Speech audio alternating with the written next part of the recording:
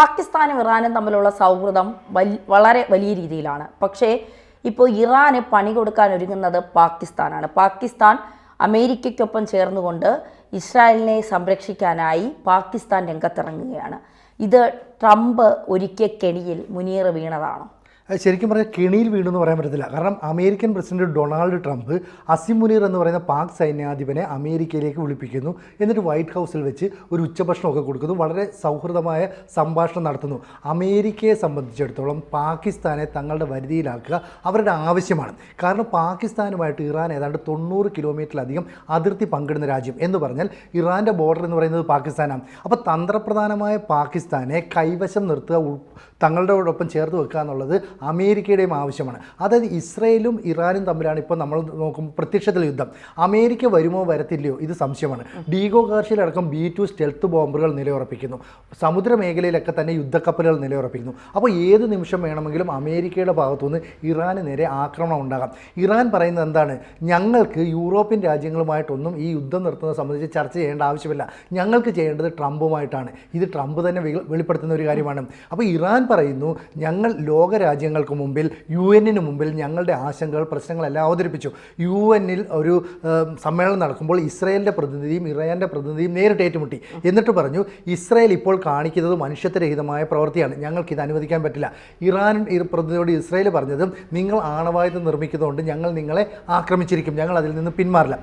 അപ്പോൾ ഇവർ തമ്മിൽ സംഘർഷം ഉണ്ടാകുന്നു. അപ്പോൾ പാകിസ്ഥാൻ എന്ന് പറയുന്നത് തന്ത്രപ്രധാനമായ മേഖലയാണെന്ന് എത്രയോ കാലം മുമ്പേ അമേരിക്ക തിരിച്ചറിഞ്ഞു. ഒരു പക്ഷേ ഇന്ത്യക്കും ചൈനയ്ക്കുമൊക്കെ ഭീഷണി ഉയർത്തുന്ന ഒരു സാഹചര്യം അമേരിക്കയ്ക്ക് സൃഷ്ടിക്കണമെങ്കിൽ പാകിസ്ഥാനിൽ അവർക്ക് എയർബേസ് വേണം. നമുക്കറിയാം നൂർഖാൻ എയർബേസ് എന്ന് പറയുന്നത് എത്രയോ കാലമായി അമേരിക്ക ഓപ്പറേറ്റ് ചെയ്യുന്ന ഒരു എയർബേസ് ആയിരുന്നു. അവിടേക്കാണ് ഇന്ത്യ പാക് സംഘർഷം ഉണ്ടായപ്പോൾ നമ്മൾ ശക്തമായ ആക്രമണം നടത്തിയത്. പാകിസ്ഥാൻ്റെ യുദ്ധവിമാനങ്ങളും യുദ്ധോപകരണങ്ങളും ഒക്കെ നശിച്ചു. അതിനെ തുടർന്നാണ് വളരെ പെട്ടെന്ന് വെടിനിർത്തൽ വേണമെന്നും പറഞ്ഞ് അമേരിക്ക രംഗത്ത് വന്നു. സമാനമായ രീതിയിൽ അസിം മുനീറിനെ ഇപ്പോൾ പാകിസ്ഥാനിൽ നിന്ന് അമേരിക്കയിലേക്ക് വിളിച്ചു വരുത്തി ഒരു സ്വീകരണമൊക്കെ നൽകണമെങ്കിൽ അമേരിക്കയ്ക്ക് ചില ലക്ഷ്യമുണ്ട്. ഈ ലക്ഷ്യം ഇസ്രയേലിൻ്റെ ആക്രമണങ്ങൾ ഏതാണ്ട് അവസാനിക്കുന്ന ഘട്ടത്തിലേക്ക് നീങ്ങുന്നു. കാരണം അവരുടെ ആവനാഴി ഒഴിഞ്ഞുകൊണ്ടിരിക്കുകയാണ്. കാരണം ഇറാൻ അയക്കുന്ന മിസൈലുകളെ, അവരുടെ ഡ്രോണുകളെയൊക്കെ തകർക്കാൻ വേണ്ടി അതിൻ്റെ ഇരട്ടി പണം ചെലവഴിച്ചുകൊണ്ടാണ് അയൺ ഡോം, താഡ് പോലെയുള്ള വ്യോമ പ്രതിരോധ സംവിധാനങ്ങൾ ഓപ്പറേറ്റ് ചെയ്യുന്നത്. ഈ രീതിയിൽ മുന്നോട്ട് പോവുകയാണെങ്കിൽ ഒരാഴ്ച കഴിയുമ്പോഴേക്കും ഇറാൻ്റെ ആവനാഴി ശൂന്യമാവും. അങ്ങനെ വന്നാൽ ഇറാന് മുമ്പിൽ ഇസ്രായേൽ തോറ്റുപോകും. അപ്പോൾ ഇസ്രായേൽ തോൽക്കാതിരിക്കണമെങ്കിൽ അമേരിക്ക രംഗപ്രവേശം ചെയ്യണം. ഈ അമേരിക്ക രംഗപ്രവേശം ചെയ്യുമ്പോൾ അമേരിക്കയുടെ പ്രധാന ലക്ഷ്യം തങ്ങൾക്ക് നാശനഷ്ടം ഉണ്ടാകരുത്. അമേരിക്ക എപ്പോഴും തന്ത്രപരമായിട്ടാണ് യുദ്ധത്തെ സമീപിക്കുന്നത്. കഴിഞ്ഞ ഒരു 10-15 വർഷത്തെ കാലമെടുത്താൽ അമേരിക്ക നേരിട്ട് യുദ്ധത്തിലൊന്നും പങ്കെടുത്തിട്ടില്ല. മാത്രമല്ല യുദ്ധോപകരണങ്ങളൊന്നും തന്നെ അവിടെ വിന്യസിച്ച് അത് പരീക്ഷിക്കപ്പെട്ടിട്ടില്ല. അതുകൊണ്ട് തന്നെ പാകിസ്ഥാനിൽ തങ്ങൾ തന്ത്രപരമായ നിലയുറപ്പിച്ചുകൊണ്ട് ഇറാനെതിരെ ശക്തമായ ഒരു ആക്രമണം നടത്തണം എന്ന് അമേരിക്ക ചിന്തിക്കുന്നു. അപ്പോൾ അസിം മുനീറിനോട് ഇങ്ങനെ ചെയ്യണം എന്ന് പറഞ്ഞാൽ അസിം മുനീർ ചെയ്യും. എന്താണെന്ന് പറഞ്ഞാൽ, മുമ്പ് അവിടുത്തെ പട്ടാള മേധാവിമാരായിരുന്ന ആളുകൾക്ക് അമേരിക്ക പലപ്പോഴും വിരുന്ന് നൽകിയിട്ടുണ്ട്. ഉദാഹരണത്തിന് അയൂബ് ഖാൻ, അതിനുശേഷം വന്നു കഴിഞ്ഞാൽ സിയാ ഉൾ ഹക്ക്, അതിനുശേഷം നമ്മുടെ മുൻ കാർഗിൽ യുദ്ധ സമയത്ത് അവിടെ മേധാവിയായിരുന്ന പട്ടാള മേധാവി, ഇവർക്കെല്ലാം തന്നെ വിരുന്ന് കൊടുത്തതിന് ശേഷം സംഭവിച്ചത് എന്താണെന്ന് വെച്ചാൽ പാകിസ്ഥാനിൽ പട്ടാള അട്ടിമറി നടക്കും. അവർ പിന്നീട് പാകിസ്ഥാൻ്റെ തലവന്മാരായിട്ട് മാറും. അപ്പോൾ ഇവിടെ നിങ്ങൾക്ക് അങ്ങനെ ഒരു അവസരം ഞങ്ങൾ ഒരുക്കിത്തരാം, പകരം പാകിസ്ഥാനിലെ എയർബേസുകൾ, പാകിസ്ഥാനിലെ ഭൂമി ഞങ്ങൾക്ക് എയർബേസായി ഉപയോഗിക്കാനുള്ള അനുമതി തരണം. അങ്ങനെ തന്നാൽ ഒരു പക്ഷേ 5ാം തലമുറ യുദ്ധവിമാനം പോലും നിങ്ങൾക്ക് തരാമെന്ന് ഒരു ഓഫർ ട്രംപ് ഈ അസിം മുനീറിന് മുന്നിലേക്ക് വെച്ചു. അപ്പോൾ അസിം മുനീർ ഈ പ്രലോഭനത്തിൽ വീഴും. എന്ന് പറഞ്ഞാൽ ഷിയ മുസ്ലിങ്ങളുടെ രാജ്യമായ ഇറാനെ ആക്രമിക്കാൻ സുന്നി മുസ്ലിങ്ങളുടെ രാജ്യമായ പാകിസ്ഥാന് യാതൊരു മടിയുമില്ല. തൊട്ടടുത്ത് കിടക്കുന്ന അഫ്ഗാനിസ്ഥാനും സുന്നി ഭൂരിപക്ഷമായതുകൊണ്ട് അവരുടെ പിന്തുണയും കിട്ടും. ചുരുക്കം പറഞ്ഞാൽ വേലിക്ക് അതിർത്തിയിൽ നിന്നുകൊണ്ട് തന്നെ അമേരിക്കയ്ക്ക് ഇറാനെ ആക്രമിക്കാം. ഇസ്രയേലിൻ്റെ തന്ത്രം പരാജയപ്പെടുമ്പോൾ അമേരിക്ക നേരിട്ട് രംഗത്ത് വരും എന്നതാണ് പ്രത്യക്ഷത്തിൽ നമുക്ക് മനസ്സിലാകുന്നത്. തീർച്ചയായിട്ടും അങ്ങനെ തന്നെയാണ്. കാരണം ട്രംപിൻ്റെ ബുദ്ധി എന്ന് പറയുന്നത് മുനീറിന് ഒരിക്കലും മനസ്സിലാക്കാൻ കഴിയില്ല. ഇയാളൊരു മതം തലയ്ക്ക് പിടിച്ച ഒരു മതഭ്രാന്തനാണ്. അപ്പോൾ വിവരവും ബുദ്ധിയും ആ വഴിക്ക് മാത്രമേ നീങ്ങുള്ളൂ.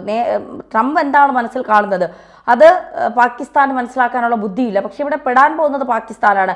ഇറാൻ ഒരു സമാധാന കരാറിലേക്ക് ഒരുപക്ഷെ നീങ്ങാൻ സാധ്യതയുണ്ട്. സമ്മർദ്ദം മുറുകുമ്പോൾ ഇറാനെ സംബന്ധിച്ചിടത്തോളം ഇറാൻ മറ്റ് രാജ്യങ്ങളുമായി സംസാരിച്ച് ഒരു സമാധാന കരാറിന് ഇറാൻ മുതിരുമ്പോൾ അതിർത്തിയിൽ പ്രശ്നങ്ങൾ വലുതാകും. ഒരു ഭാഗത്ത് ബലൂജ്, മറുഭാഗത്ത് ഈ എന്താ പറയുക തീവ്രവാദ ശക്തികൾ, ഇവരൊക്കെ പാകിസ്ഥാനെതിരെ തിരിയാനുള്ള സാധ്യതയുണ്ട്. പ്രത്യേകിച്ച് മുസ്ലിം രാഷ്ട്രം കൂടിയായ ഇറാനെ പാകിസ്ഥാൻ പാകിസ്ഥാൻ ചതിക്കുമ്പോൾ പാകിസ്ഥാന് തീവ്രവാദികളിൽ നിന്ന് തന്നെ സമ്മർദ്ദമേറും, അവിടെ മറ്റൊരു ആഭ്യന്തര കലാപം ഉണ്ടാകും, വലിയ സംഘർഷങ്ങൾക്ക് പാകിസ്ഥാൻ ഉത്തരം പറയേണ്ടി വരും.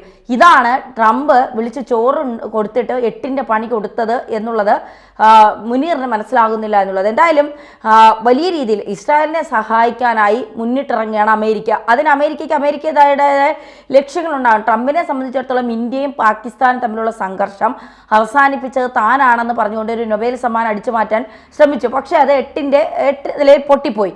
അടുത്ത് ഇറാനും ഇസ്രായേലും തമ്മിലുള്ള സംഘർഷം അവസാനിപ്പിച്ചത് ഞാനാണ്. സമാധാനപരമായി ആ പശ്ചിമേഷ്യ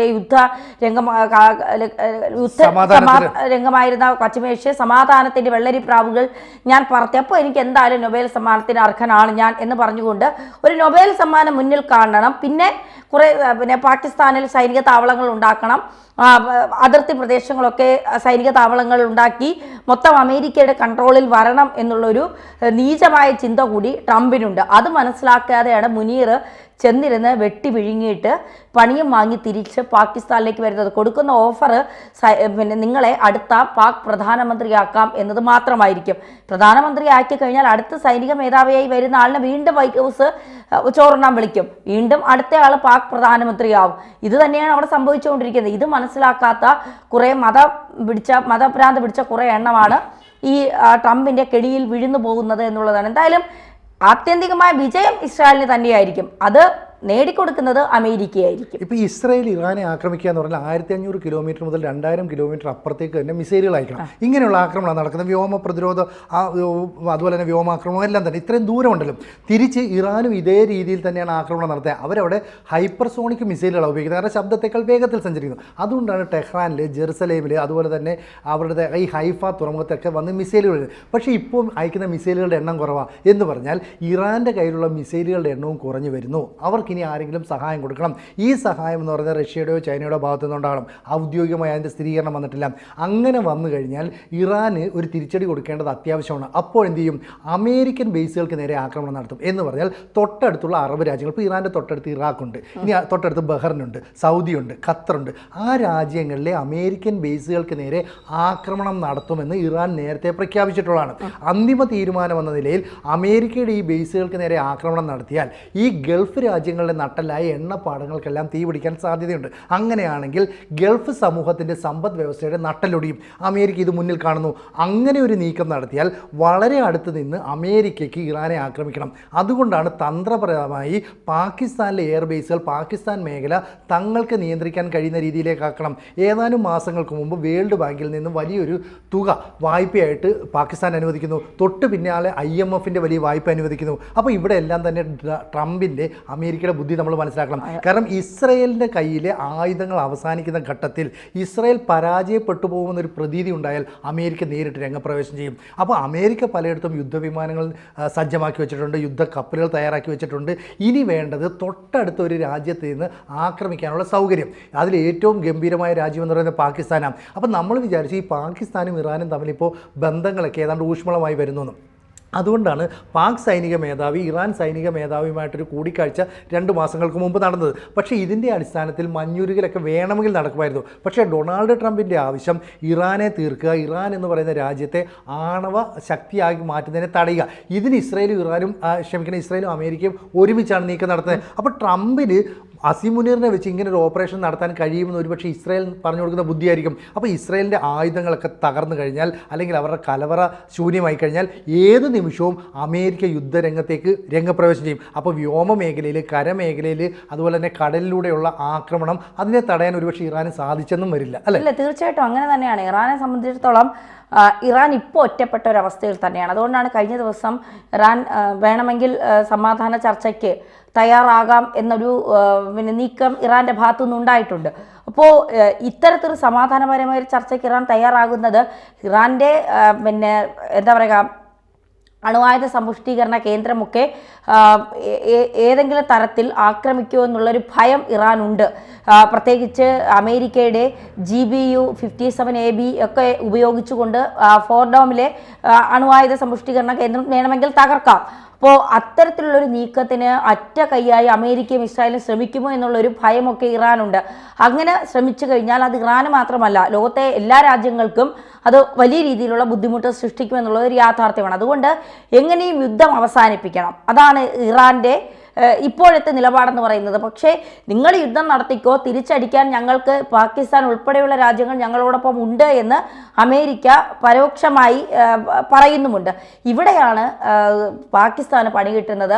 യുദ്ധം അവസാനിച്ചു കഴിയുമ്പോൾ പാകിസ്ഥാനിനോടൊപ്പം ഉണ്ടായിരുന്ന ഏറ്റവും സൗഹൃദപരമായ ഒരു രാജ്യം പാകിസ്ഥാനിൽ നിന്ന് അകലുന്നു എന്നുള്ളതാണ് ഇതിൻ്റെ ഏറ്റവും അവസാനമായുള്ള കാര്യമായി നമുക്ക് കണക്കാക്കാനുള്ള. അല്ല, ഈ പാകിസ്ഥാൻ ഇറാൻ തമ്മിലുള്ള ബന്ധം അത്ര ഊഷ്മളമൊന്നുമല്ല. അതുകൊണ്ട് തന്നെയാണ് അസിം മുനീറിന്റെ ചതിയിൽ ഇറാൻ പെടുമോ എന്നുള്ളത് നമ്മൾ ചർച്ച ചെയ്യാനുള്ള പ്രധാന കാരണം. എന്തായാലും അസിം മുനീർ ചതിക്കുമെന്നുള്ള കാര്യം ഉറപ്പാണ്. ഇറാൻ അതിനകത്ത് നിന്ന് വീഴുവോ ഇല്ലയോ എന്നുള്ളതാണ് ഇനി കണ്ടറിയേണ്ടത്. കൂടുതൽ വാർത്തകളും വിശേഷങ്ങളും നിങ്ങളിലേക്ക് എത്താൻ ABC മലയാളം സബ്സ്ക്രൈബ് ചെയ്യുക, ബെൽ ബട്ടണും അമർത്തുക.